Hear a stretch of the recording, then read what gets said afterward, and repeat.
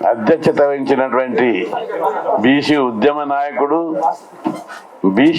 నాయకుడిగానే ఆయన నేను గౌరవిస్తా. ఆ చైర్మన్ పదవి చాలా చిన్నది. ఇప్పుడు 35 సంవత్సరాలు దాదాపు మనం సాధించిన విజయాల లోపల ఆయన నాకు రైట్ హ్యాండ్. ఫీజు రియంబర్స్మెంట్ కానీ, గురుకులాలు కానీ, హాస్టళ్లు కానీ, స్థానిక సంస్థలలో ఫస్ట్ సారి సాధించిన 20% రిజర్వేషన్లు, ఆ తర్వాత 34 పెంచిన రిజర్వేషన్లు, అన్నిట్లో బీసీ స్టడీ సర్కిళ్ళు, ప్రతి ఉద్యమం ఎజెండా తోటి విద్య, ఉద్యోగము, అధికారం ఓ ఎజెండాగా మనం ఉద్యమం చేశాం. పర్సన్ పేరు కోసం, ప్రతిష్ట కోసం, అధికారం కోసం, డబ్బు కోసం చేయలేదు. నా జాతి చదువుకోవాలి, ఈ జాతి అభివృద్ధి చెందాలి, జాతికి గౌరవం దక్కాలని పోరాటం చేశాము. ఆ పోరాటంలో వేలాది జీవులు తీసి విజయం సాధించాము. అట్లాంటి ఉద్యమాలకు ఉండి వెన్నంటి ఉన్నటువంటి కృష్ణమోహన్ గారికి, అదేవిధంగా సోదరుడు రామకృష్ణయ్య గారు కమిట్మెంట్కు ఆయన మారిపోయారు. ఎక్కడ ఎవరితో రాజీపడరు. బీసీ జాతి కోసం చాలా కమిట్మెంట్ తోటి పోరాడుతున్నటువంటి, పార్టీ పెట్టి రాజీ పడకుండా ముందుకు పోతున్నటువంటి రామకృష్ణయ్య గారికి, అదేవిధంగా తెలంగాణ ప్రజలను చైతన్యం చేసి ఏ విధంగా అయితే తెలంగాణకు ప్రజల మనసులో నాటుకునేటట్టుగా ఉద్యమానికి ఒక సీనియర్ రూపంలో మరింత బలోపేతం చేసినటువంటి శంకర్ గారికి, మరి ఇప్పుడు బీసీ భావజాలాన్ని కూడా ఆ విధంగా చేసేందుకు ఒక మంచి సీన్గా తీసి ఈ ఉద్యమాన్ని ముందుకు తీసుకుపోవాలని చెప్పి వేదిక ద్వారా శంకర్ నేను కోరుతున్నా. అదేవిధంగా మన గుజ్జ సత్యం జాతీయ ఉపాధ్యక్షుడు, బీసీ ఉద్యమంలో ఆయనకి ఎన్ని ఉన్న పనులు, వ్యాపారాలు ఉన్నా అన్ని పక్కకు పెట్టి బీసీ ఉద్యమే ముఖ్యమని చెప్పి ముందుకు వస్తున్నటువంటి గుజ్జ సత్యం, గొరిగా మల్లేష్ ఎక్కడనో ఇబ్రాహీంపట్నం ఉంటాడు, కానీ ఉద్యమం ఉన్నప్పుడు తెల్లారికల్లా వస్తాడు. ఆయనకు నిద్రాహారాలు కూడా మానుకొని వస్తాడు. ఆ విధంగా మల్లేష్ గారికి, సిద్ధేశ్వర్ ఆయన మమ్మల్ని బీట్ చేసేటంత కమిట్మెంట్ ఉంది ఆయనకు. మనమేమో ఎజెండాతో పోయినాం, కానీ సిద్ధాంతంలో రాజీ పడకుండా ఆయన ఇప్పుడు కాదు, ఇంతకుముందు విప్లవ సంస్థలు ఉన్నప్పుడు కూడా వీరన్న వాళ్ళందరితో కలిసి కులము వర్గంలో సిద్ధాంతాన్ని సూత్రీకరించిన ఒక సిద్ధాంతం లోపల కీలక పాత్ర వహించినటువంటి సిద్ధేశ్వర్ గారికి, భూమన్న సర్పంచుల సంఘానికే గుర్తింపు తెచ్చిండు, అనేక ఉద్యమాలు చేసిండు. ఎంత ప్రభుత్వం ఎంత రిప్రెషన్ చేసిందంటే అంత చేసింది సిద్ధేశ్వర్. మరి భూమన్నకి ఇంకా మిగతా సోదరులందరూ, కృష్ణారావు గారి శిష్టకరణ సంఘం ఎప్పుడు ముందుకు వస్తాడు. అదేవిధంగా వాళ్ళ సంఘాన్ని అందరినీ తీసుకొచ్చి బీసీ ఉద్యమంలో చాలా రోజులుగా ప్రముఖ పాత్ర, మంచి సలహాలు ఇస్తున్నటువంటి కృష్ణారావు గారికి, మరి అదేవిధంగా మన బేరి రామచంద్ర యాదవ్ తన వంతు పాత్రగా గ్రామాన బీసీ సంఘాలు ఏర్పాటు చేసి ముందుకు పోతున్నటువంటి రామచంద్ర యాదవ్ గారికి, అంజలి యాదవి బాగా ఇంతకుముందు కూడా అనేక మీటింగ్లో మంచి స్పీకరు, ఆమెకి ఈరోజు టైం దొరకలేదు కానీ మంచి స్పీకరు, మరి పోరాట పద్మే ఉన్నటువంటి అంజలి యాదవ్ గారికి, ఇంకా చాలా మంది ఉన్నారు. ఇప్పటికీ చాలా కాలాతీతమైంది. అందరికీ పేరు పేరు మీద నా యొక్క హృదయపూర్వక పట్ట పగలు మోసం ఎట్లా చేస్తారో ముఖ్యమంత్రిని చూసి నేర్చుకోవాలి. ఎందుకంటే 1-2 years నుంచి కామారెడ్డి డిక్లరేషన్ ఎప్పుడు 2 years కింద డిక్లేర్ చేసిండు. 42% రిజర్వేషన్లు స్థానిక సంస్థలు పెడతా అని ఇంకా అనేక డిమాండ్లు కూడా పెట్టారు. అవైతే అనేక డిమాండ్లు ఆర్థిక పరమైనటువంటి, టోటల్ ఫీజు ఇస్తా అన్నాడు, కార్పొరేషన్కి బడ్జెట్ ఇస్తా అన్నాడు. అవి అధికారంలోకి వచ్చి 2 ఏళ్ళైనా అమలు కాలే. ఈ 42% రాజ్యాధికారం పేద కులాల ఆత్మగౌరవానికి సంబంధించింది కాబట్టి దీని మీద తప్పనిసరి చేయొచ్చు, పైసలు కూడా లేవు, ఇది చేయాలా అనుకున్నాం. కానీ తన జాతి ప్రయోజనాల కోసం ఆయనకు కూడా ఫీలింగ్ ఉందని ఇక్కడ ప్రూఫ్ అయ్యింది మనకు. కాబట్టి ముఖ్యమంత్రి అన్నప్పుడు కులం మీద, వర్గం మీద అభిమానం ఉండొద్దు. రాజ్యాంగం మీద ప్రమాణం చేశారు. ఏమన్నాడు 42% అని చెప్పిండు అని జీవో నెంబరు మనం పోరాటాలు చేసి సలహాలు ఇచ్చిన తర్వాత రాజ్యాంగం ప్రకారం అని ఆ జీవోలో పేర్కొన్న 9 నెంబర్ జీవో తీశాడు. 3 నెలల కింద 9 నెంబర్ జీవో తీశాడు. అది హైకోర్టులో నడుస్తుంది కేసు. హైకోర్టులో కొట్టేయలేదు, దాని మీద నడుస్తుంది యుద్ధం. దాని మీద బీసీ సంఘాలన్నీ కత్తులు పట్టుకొని కొట్లాడుతున్నాయి. అడ్వకేట్లను పెట్టాము, హెమాయమీలను పెట్టాము. అయినప్పటికీ కూడా ఆ కేసు అక్కడ పెండింగ్ ఉండగా జడ్జిమెంట్ రాకుంటేనే ఇక్కడ జీవో 46 తెచ్చాడు. బీసీల గొంతు వచ్చాడు. రాజకీయ సమాధి సజీవ సమాధి చేశాడు.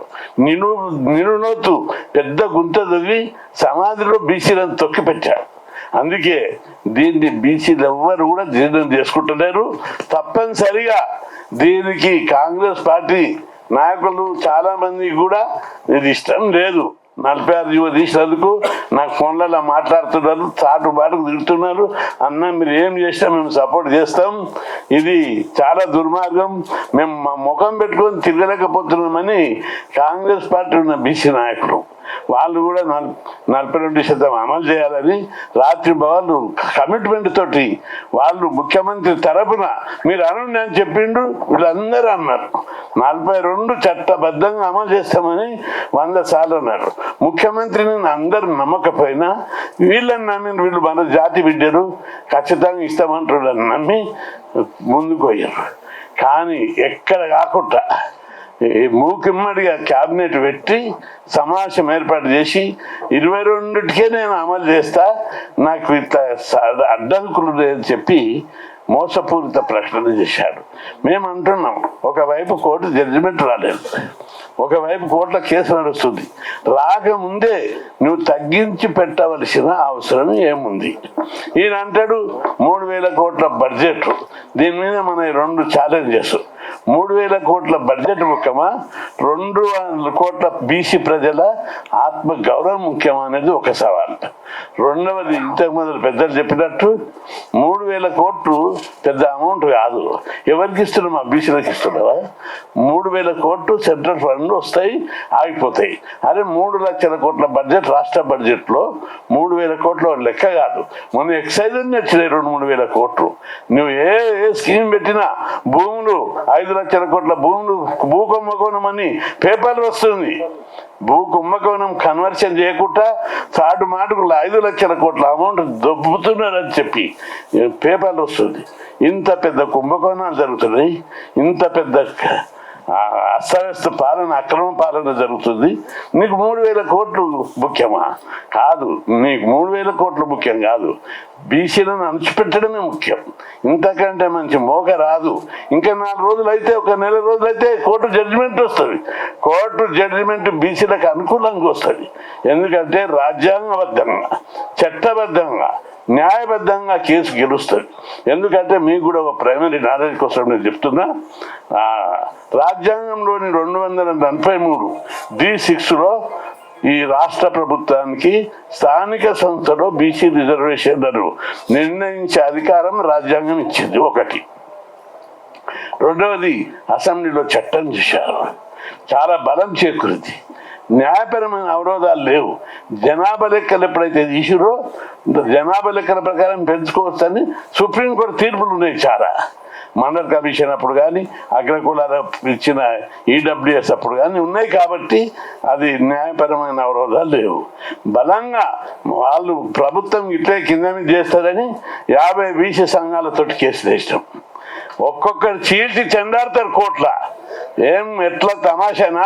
ఈ మహారాష్ట్ర కాదు, మధ్యప్రదేశ్ కాదు, యూపీ కాదు, ఒరిస్సా కాదు, తెలంగాణ పురులై గర్జిస్తారు ఇక్కడ. ఎందుకు ఆ మాట చెప్తుందంటే, మహారాష్ట్రలో రిజర్వేషన్ల కేసు కొట్టేసారు. అక్కడ చిన్న ధర్నా చేయలేదు, నిరసన లేదు. ఉత్తరప్రదేశ్, మధ్యప్రదేశ్లో కూడా,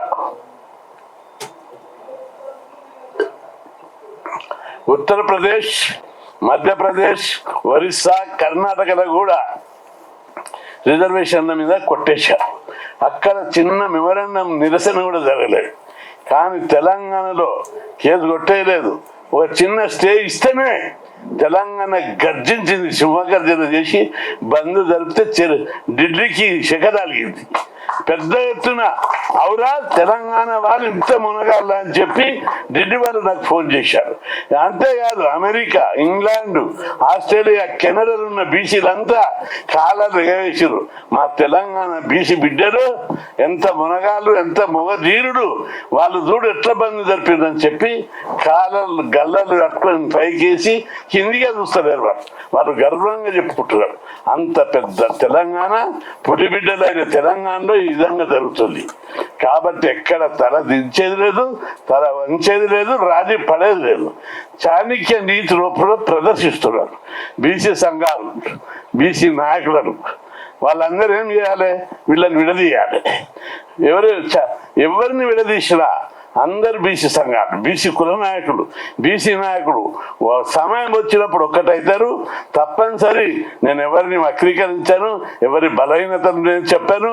బీసీ విషయం లోపల రాజీ లేని పోరాటం చేసే బిడ్డలు వాళ్ళు, అనేక ఉద్యమాలు చేసిపోయిన వాళ్ళే వాళ్ళంతా. తప్పనిసరి అనేక మంది నాయకులు ఉన్నారు. వాళ్ళందరూ చిన్న చిన్న మైనర్ డిఫరెన్సెస్ ఉన్నా జాతి కోసం జరిగే మహాపోరాటంలో కలిసి వస్తారు. ఎందుకంటే రామాయణం మహాభారత యుద్ధం లోపల చిన్న చిన్న చిరుభేదాలు ఉండే. కౌరవపక్షం, పాండవపక్షం ఒకటై పోరాడారు. ఎందుకంటే కౌరవులలో భేదాభిప్రాయాలు ఉన్నాయి, పాండవులలో కూడా భేదాభిప్రాయాలు ఉన్నాయి. అయినప్పటికీ కూడా కలిసి యుద్ధం చేసి పోరాడారు. ధర్మం గెలిచింది, సత్యం గెలిచింది. ధర్మం మన పక్షాన ఉంది, సత్యం మన పక్షాన ఉంది. ఇంత అన్యాయమా, ఇంత అవమానం!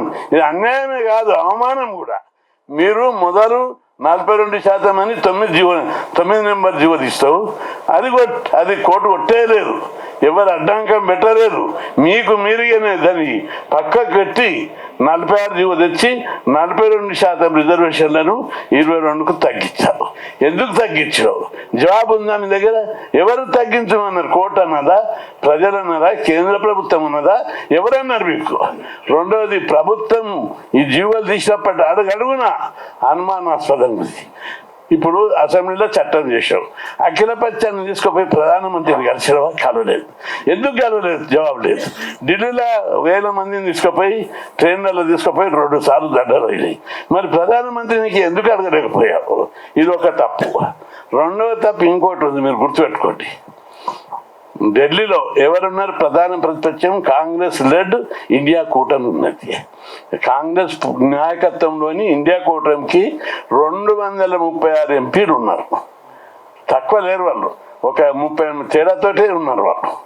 తక్కువ అంటే చాలా మైనర్ డిఫరెన్సెస్. బీహార్లో ఓట్ చోర్ అని పార్లమెంటును 4 రోజులు నడవలేదు. నాకు అనేక సార్లు, నాకు వచ్చినవారు పోయింది, జీవరావారు పోయింది, నా స్పీచ్లు అనేకం వచ్చినాయి. బీసీల మీద ఉంటాయని మాట్లాడడానికి అవకాశం లేదు. రోజు పార్లమెంటు వాకౌట్, బైకాట్. మరి నేను అడిగిన ఆడికి 2 ముగ్గురికి, అరే మీరు ఆ బీహార్ పలికిమాలనే సబ్జెక్టుకు రోజు వాకౌట్ చేస్తున్నారు, ఈ తెలంగాణలో ఉన్న బీసీ రిజర్వేషన్ల మీద 2 రోజులు చేయండి, తప్పనిసరి ప్రధానమంత్రి దిగొస్తాడు. పార్లమెంట్లో దిగి రాలేదు, మీరు ప్రైవేట్ బిల్ పెట్టుకోండి. ప్రైవేట్ బిల్ పెడితే 236, ఇంకొక 20 మంది ఎవరో ఓట్లు వేస్తారు. చిన్న చిన్న పార్టీలు, తెలుగుదేశం కానీ ఇంకా మిత్రపక్షమైన కొన్ని పార్టీలు బీసీలకు అనుకూలంగా ఉన్నాయి. మీరు పెట్టుండి ప్రైవేట్ బిల్లు పెట్టలేదు, 2-3 రోజులు బైకాట్ చేయలేదు. అట్లాంటప్పుడు మీకు ఎక్కడ చిత్తశుద్ధి అని నేను అడుగుతున్నా. రాజ్యాంగం పట్టుకొని తిరిగారు, రాజ్యాంగం పట్టుకొని ఇక్కడ మాట్లాడుతున్నారు. మరి అదే రాజ్యాంగంలో ఉన్న పార్లమెంట్లో మీరు ఎందుకు మాట్లాడలేదు? దీనివల్ల మీ చిత్తశుద్ధి ఏంటిదని మనం అందరం కూడా ప్రశ్నిస్తున్నాం. మీకు పెంచాలనేది చిత్తశుద్ధి లేదు. అనేక ఎగ్జాంపుల్, ప్రధానమంత్రిని కలవలేదు, పార్లమెంట్లో మాట్లాడలేదు, ఎక్కడ కూడా అఖిలపక్షాన్ని తీసుకుపోలేదు, ఇక్కడ కూడా పెట్టలేదు అఖిలపక్ష సమావేశం. కాబట్టి చిత్తశుద్ధి లేదు. మాయ చేసి మభ్య పెట్టడమే మీ యొక్క ప్రవృత్తి, ప్రవృత్తి 2 కూడా. కాబట్టి మేము మీకు తగిన గుణపాఠం మేము చెప్తాం. ఇప్పుడు కృష్ణమోహన్ గారు చెప్పినటువంటి తీర్మానాల ప్రకారం కార్యక్రమాలు ఉధృతంగా ఉంటాయి. ఖచ్చితంగా ప్రభుత్వం మెడలించేటట్టుగా. మొన్నటి బంద్ ఒక షాంపుల్ మాత్రమే, అంతకంటే కఠినమైనటువంటి ఉద్యమాలు ఉంటాయి. అవన్నీ ఇప్పుడు ఓపెన్గా చెప్పలేము, కానీ ఛాలెంజ్గా చెప్తున్నాను. మీరు దిగొచ్చే వరకు బీసీ ఒక్కరితోటి, వ్యక్తులతోటి కాదు, చాణక్య నీతిలో నీతి నియమాలు ఉంటాయి. చాణక్యుడు గొప్ప మహామేధావి.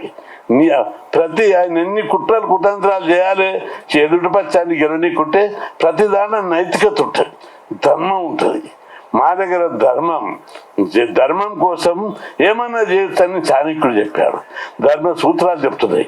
మంచి కోసం జరిగే ఈ పోరాటంలో తప్పనిసరి మీరు భారీ మూల్యం మీరు చెల్లించుకుంటారు. ఇంకా 76 ఏళ్ళ తర్వాత కూడా బీసీలను మోసం చేస్తాం, అనగదొక్కుతాం అనేది మీ కళలో కూడా ఊహించొద్దని చెప్పి ఇది చెప్తున్నా. ఇదే విధంగా రాష్ట్రంలో ఉన్న బీసీ సంఘాలు బీసీ జాకులు ఏర్పాటు చేయాలి. కుల సంఘాల ద్వారా జాకులు ఏర్పాటు చేసి అందరిని కలుపుకొని చిన్న చిన్న మిత్రభేదాలు, నాయకత్వ ఆధిపత్య పోరు ప్రతి జాగాలు ఉంటుంది, ప్రతి పార్టీలు ఉంటుంది, ప్రతి సంఘంలో ఉంటుంది. కానీ మన ముందున్న ఎజెండా గొప్పది. అందుకే ఈ చిన్న చిన్న మైనర్ డిఫరెన్స్ పక్కకు పెట్టి ఉద్యమాన్ని విజయవంతంగా నడిపించడానికి మీరు ముందుకు తీసుకుపోవాలని బీసీలకు అందరికీ నేను విజ్ఞప్తి చేస్తున్నా.